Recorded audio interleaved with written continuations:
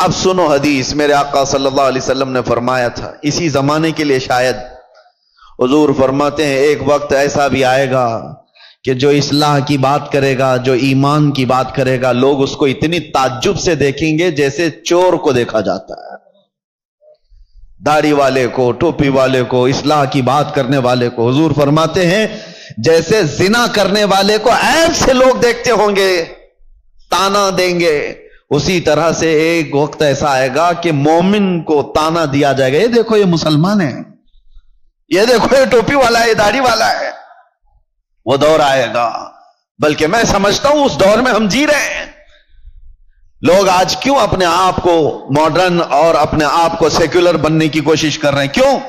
اس لیے کہ وہ ان تانوں سے گھبرا رہے ہیں، ڈر رہے ہیں۔ میں محلے میں کھڑے ہو کر کے اگر کسی کی اصلاح کی بات کروں گا تو لوگ میرا پچھلا نکال دیں گے، مجھے بھی بولیں گے جمعہ 8 دن ہو گئے ابھی حج کو چلا تو۔ یہ سارے تانے تو سننے پڑیں گے میرے عزیزوں۔ کیا وہ صحابہ اکرام رضوان اللہ تعالی علیہ مجمعین نے اتنے بڑے مشن کو نہیں اٹھایا تھا جن کے پرانے حالات یہ تھے؟ حضرت انس رضی اللہ تعالیٰ عنہ فرماتے ہیں مجھے جب یہ حدیث پڑھتا ہوں تو رونگٹے کھڑے ہو جاتے ہیں۔ عشق اور محبت کہتے کسے ہیں؟ حضرت انس کہتے ہیں شراب ابھی حرام نہیں ہوئی تھی، مدینے میں لوگ شراب پیتے تھے، سب دھیرے دھیرے شراب حرام کی گئی ہے۔ ایک وقت ایسا آیا تھا کہ شام کا وقت تھا، قہبہ خانے جہاں پر شراب بکتی تھی لوگ آ کر کے بیٹھ کر کے پیتے تھے جیسے ہوٹل ہوتے ہیں۔ حضرت انس کہتے ہیں میں شراب لوگوں کو پیالوں میں بھر کر دیا کرتا تھا۔ اچانک مدینے کی گلیوں میں آواز آئی، کوئی ڈنڈورچی اعلان کر رہا تھا یا ایھا المسلمون قال رسول اللہ صلی اللہ علیہ وسلم حرمت الخمر، اے مسلمانوں اللہ کے نبی نے فرمایا شراب حرام ہو گئی۔ اعلان کانوں میں سنا، حضرت انس کہتے ہیں میرے ہاتھ سے پیالی گر گئی۔ 50 سال 60 سال پرانی شراب وہ لوگ جمع کر کے رکھتے تھے، ایسے نہیں نئی شراب، 50 سال پرانی مٹکوں میں جمع کی ہوئی شراب ہوتی تھی ان کی پینے والی، اس پہ فخر کرتے تھے۔ حضرت انس کہتے ہیں میں تو پیالی چھوٹ گئی، لوگ جو بیٹھے ہوئے تھے کوئی اپنے منہ سے لبوں تک لگایا ہوا تھا وہیں سے اس نے پٹک دیا، آواز آئی وہیں سے پھینک دیا کہ اللہ کے نبی نے فرمایا حرام ہو گئی، پٹک دیا۔ میں سوچتا ہوں کبھی پڑھتا ہوں تو رونگٹے کھڑے ہوتے ہیں، کیا صحابہ میں یہ فرما برداری کا جذبہ تھا؟ ان کے کانوں میں صرف بات پڑی، وہ بھی ڈائریکٹ رسول اللہ کی نہیں، کوئی اعلان کرنے والا بیان کر رہا ہے۔ وہ یہ سوچ تو سکتے تھے کہ ابھی قانون آیا ہے، امپلیمنٹ ہونے میں ٹائم لگ سکتا ہے، آج کا تو پی لیں، کل جا کر کے حضور سے بات کر لیں گے کہ صحیح میں حرام ہوئی یا نہیں، کنفرمیشن کے بعد چھوڑ دیں گے۔ نہیں، صرف کسی ایک مسلمان کی آواز آئی کہ اللہ کے نبی نے فرمایا، وہ صحابہ نے توڑ دیا مٹکے 50 سال پرانے۔ حضرت انس کہتے رات ہوتے ہوتے مدینے کی ساری نالیاں شراب سے بہ رہی تھی، جن کے ہاں جو جو جمع رکھا تھا سب اٹھا کر کے پھینک دیا۔ یہ امت تھی میرے مصطفیٰ کی، یہ وہ صحابہ کی فرمانبرداری تھی۔ اس کو کہتے ہیں عشق، اس کو کہتے ہیں محبت۔ کانوں میں بات پڑ جائے اپنے آقا کی تو چھوڑ دے بندہ اس چیز کو۔ کیا آپ تب کو یہ نہیں پتا ہے کہ گناہوں کے اڈوں پر جانے کی اجازت اسلام نہیں دیتا؟ میرے آقا صلی اللہ تعالی علیہ وسلم نے شراب حرام کی ہے، نشہ حرام ہے، تو وہ نوجوان کیسے آج نشہ کو چھوتا ہے، اپنے نبی سے محبت کی دعوے کرتا ہے؟ محبت ہے ہی نہیں، عشق کی بات ہی نہیں۔ رائی کے دانے کے برابر بھی اگر دلوں کے اندر ایمان ہو، میرے آقا سے محبت ہو تو آ جاؤ، باز آ جاؤ میرے عزیز ہو۔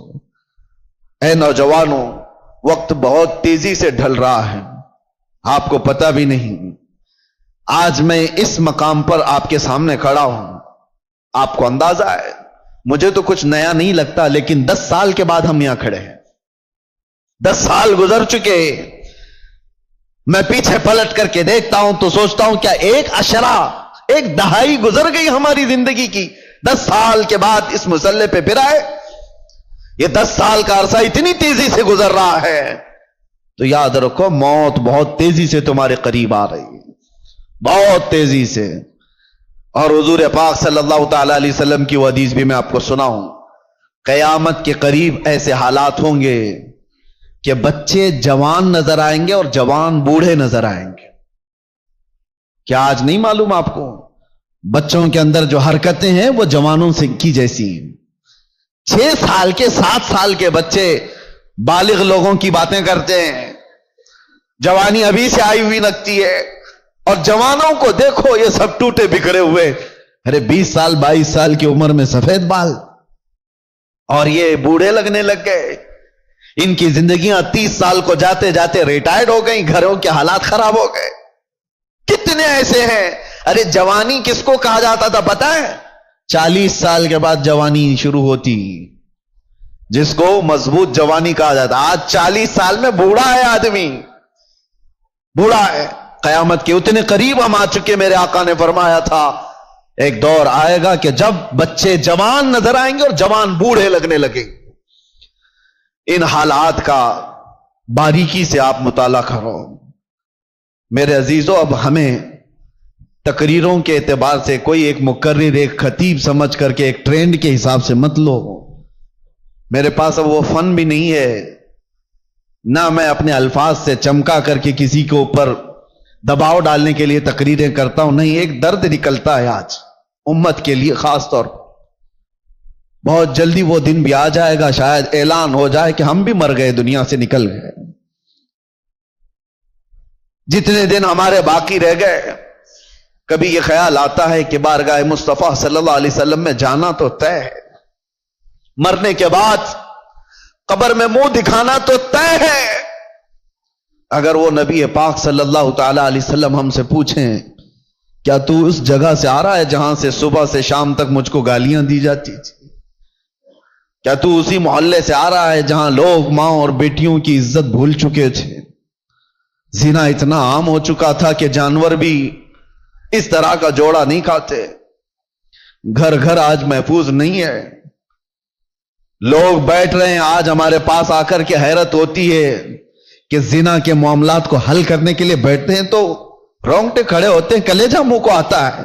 باپ بیٹی کو لے کر بیٹھا ہے, دوسرا باپ بیٹے کو لے کر کے بیٹھا ہے. کن معاملات پر آپ بات کر رہے ہو؟ ایک بار میرے آقا صلی اللہ علیہ وسلم کے پاس ایک صحابی آئے تھے, ماعز اسلمی, کہا آقا مجھ سے خطا ہو گئی ہے, مجھ سے غلطی ہو گئی ہے. حضور نے پوچھا ہوا کیا ہے؟ کہا بتا نہیں سکتا, بہت تکلیف کی بات ہے. حضور نے فرمایا بتاؤ تو تمہارا علاج کیا جا سکے. انہوں نے کہا زنا ہو گیا ہے, مجھ سے زنا ہوا. حضور نے اپنا چہرہ پھیر لیا, چہرہ سرخ تھا میرے آقا کا, لال ہو گیا. کہا جاؤ تم. وہ صحابی دھاڑے مار کر کے رونے لگ گئے. تجھ سے جو منہ چھپاؤں تو کروں کس کے سامنے؟ میں جاؤں تو پھر کہاں جاؤں؟ نبی پاک صلی اللہ تعالی علیہ وسلم نے ان کو کھڑا کر کے پوچھا ہوش میں کہہ رہے ہو؟ انہوں نے کہا ہاں میں ہوش میں کہہ رہا ہوں, ہو گئی مجھ سے خطا. حضور نے فرمایا کیا تجھے پتا ہے اسلام میں سزا کیا ہے اس کی؟ پتھروں سے مار کر ہلاک کر دیا جائے گا. انہوں نے کہا ہاں یا رسول اللہ پتا ہے مجھے. پھر بھی کہہ رہے ہو؟ کہا ہاں, اس آخرت کی سزا سے تو بہتر ہے کہ آپ مجھے دنیا میں پاک کریں. 3 مرتبہ پوچھنے کے بعد بھی جب انہوں نے کہا کہ ہاں مجھ سے خطا ہو گئی, تو حضور نے صحابہ سے کہا جاؤ یہ اقبالی مجرم انہیں لے جاؤ جبل انم, ایک پہاڑی مدینے میں, وہاں پر صحابہ لے کر کے گئے. اوپر سے ان کو پتھروں کی بارش کی گئی, وہ قتل ہو گئے, ان کا انتقال ہو گیا. یہ اسلام میں زنا پر سب سے بڑی سزا دی گئی. وہ صحابی تھے, خطا ہوئی تو نبی پاک صلی اللہ تعالی علیہ وسلم نے دنیا میں پاک کرنے کا طریقہ یہ بتایا. اور یہاں پر حالات ایسے آ گئے کہ لوگ اس کو اتنے ہلکے میں لے لیے. پھر مجھے وہ حدیث یاد آتی ہے, حضور نے فرمایا تھا قیامت کے قریب زنا اتنا عام ہو جائے گا کہ انسان ایسے جوڑا کھائیں گے جیسے گدھے اور کتے راستوں پر جوڑا کھاتے ہیں. ان کے درمیان یہ سب کامن سی چیز ہو گئی, نارمل بن گیا ہے. لوگ بیٹھ کر کے حل کر رہے ہیں, ہمیں تو رونگٹے کھڑے ہوتے ہیں. کن چیزوں کی یہ باتیں لے کر بیٹھے ہیں بیٹے اور بیٹیوں کی کہ یہ اس طرح کی حرکتیں کرتے تھے. معاذ اللہ رب العالمین. ایک بات یاد رکھو, پورے معاشرے میں محلے میں ایک جگہ کوئی زنا کرتا ہے تو پورے محلے کی برکت ختم کر دی جاتی ہے. ناسور ہے وہ کینسر کی طرح. कैंसर की फोड़ी जिस तरह पूरे जिस्म में जहर पैदा करती है, एक बेहयाई और बदकारी वाला नौजवान पूरे मुआशरे के अंदर वो नासूर बनकर जहर फैलाता है। तुम्हारी बेटियों तक भी वो हरकतें आएंगी, तुम्हारे बेटे भी महफूज नहीं रहेंगे। इसलिए जिम्मेदारियों का एहसास सारे लोग मिलकर के करें, एक आदमी नहीं। ये बेचारा खतीब कब तक यहां से पुकारेगा, एक कोई मुबल्लिग कब तक इस्लाह करेगा, हर एक की जिम्मेदारी है। आज गलती किसकी है पता है? पूरे मोहल्ले में 5% या 10% जुआरी होते हैं, 5% से भी कम होते हैं जुआरी और सूदखोर या शराबी या जानी। अक्सरियत तो अच्छे लोगों की होती है, लेकिन वो अच्छे लोग इतने भयानक होते हैं, याद रखना। इन 5 को जिन्होंने खुली छूट दी थी, ये 95 लोगों की भी वही सजा होगी जो उस जुआरी की सजा होगी, क्योंकि माशरे को बर्बाद करने में उन 5 लोगों का हाथ कम था, खामोश रहने वालों का हाथ ज्यादा था। ये सपोर्टर थे, गुनाह देख करके हंसते हुए चले जाते थे, मेरे घर में थोड़ी ना हो रहा है, फलां का बच्चा बिगड़ा हुआ है, मैं तो संभाल लूंगा अपना घर। मियां आग लगी है, तुम क्या संभाल लोगे? तुम्हारे भी घर के दरवाजे लकड़ी के हैं, तुम्हारे भी घर की खिड़कियां लकड़ी की हैं। वो आग के शोले जब निकल करके आएंगे, तुम्हारे दरवाजे भी जलाएंगे। यही हाल है आज हमारे घरों में। तुम्हारी बेटियां भी हैं या नहीं? तुम्हारे अपने बेटे हैं या नहीं? दूसरे का बेटा बिगड़ गया, दूसरे की बेटी बिगड़ गई, तो आप हंसकर तमाशा देख रहे हो कि फला नशा कर रहा है। पहले हाल ये थे कि हमारी जमात के लोग कहीं बैठे होते थे तो आवारा लोग उनके सामने से गुजरने में भी डरते थे, गुजरने में उन्हें डर लगता था कि बड़े लोग बैठे हुए हैं। आज वो वकार खत्म क्यों होता गया? अपनी जिम्मेदारी का एहसास जब बंदा खत्म कर लेता है, तो इकबाल ने बहुत पहले कहा था, कुव्वते फिक्रो अमल पहले फना हो जाती है, तब किसी कौम की शौकत पे सवाल आता है। सोचने समझने की सलाहियत पहले ये खत्म हो जाती है, तब जाकर के कौम के अंदर बदकारियां फैल जाती हैं, ये ज़बू हाली का शिकार होती है। आज कौम के अंदर जो मामलात है, हम गिरे हुए इसलिए हैं कि हम अपनी जिम्मेदारियां नहीं संभालना चाहते। अब जाहिर सी बात है, एक आदमी बोलेगा तो इसको पकड़ करके ले जाएंगे, बंद कर देंगे, दूसरा उठेगा उसको पकड़कर बंद करेंगे, और सारे लोग तमाशा देखते रहेंगे। ये सोचेंगे नहीं, ये नहीं करना है, बोलना नहीं है। मैं समझता हूं इस तरह की बुज़दिली से तुम कितने साल जी सकते हो, चुप चुप रह करके, बुराइयों के बारे में नहीं बोलोगे, कंप्रोमाइज करके जियोगे, कब तक रहोगे? मौत तो आनी है, तो जब मरना ही है तो गीदड़ की 100 साला जिंदगी से शेर की एक दिन की जिंदगी बेहतर है। हक बात करो, लोगों की इस्लाह करो और दुनिया से इज्जत के साथ जाओ। और एक बात, ऐ नौजवानों, दुनिया के तमाम मामलात में 100 साल की जिंदगी में वो इज्जत नहीं पाओगे जो दामन मुस्तफा में 1 मिनट में इज्जत मिल जाती है। मेरे आका के कदमों से लिपट कर 1 मिनट की जो जिंदगी तुम्हें इज्जत देती है, वो दुनियादारों की 100 साल की नौकरी तुम्हें इज्जत नहीं दे सकती। इसीलिए मेरे मुर्शिद ने फरमाया था, बुल हवा सुन, सीमो जर की बंदगी अच्छी नहीं, उनके दर की भीख अच्छी, सरवरी अच्छी नहीं। आओ इस्लाह के लिए अपने इन मुआशरों में इस्लाह का काम तेजी से शुरू कर दो। अगर आज थोड़ी सी तुम्हारी हरकत बाकी रहेगी तो उम्मीद है कि हमारी जो नई नस्लें हैं वो इस बात पर तो बाकी रहे। मैं सऊदी अरब में देख करके आया हूं, जिन्होंने अपने बच्चों को ऑस्ट्रेलिया अमेरिका में पढ़ाने के लिए भेजा था, आज वो बच्चे पलट करके आए हैं और वो पूछते हैं, who is the Mohammad? Mohammad किसका नाम है? ये रियल बात मैं आपको बता रहा हूं।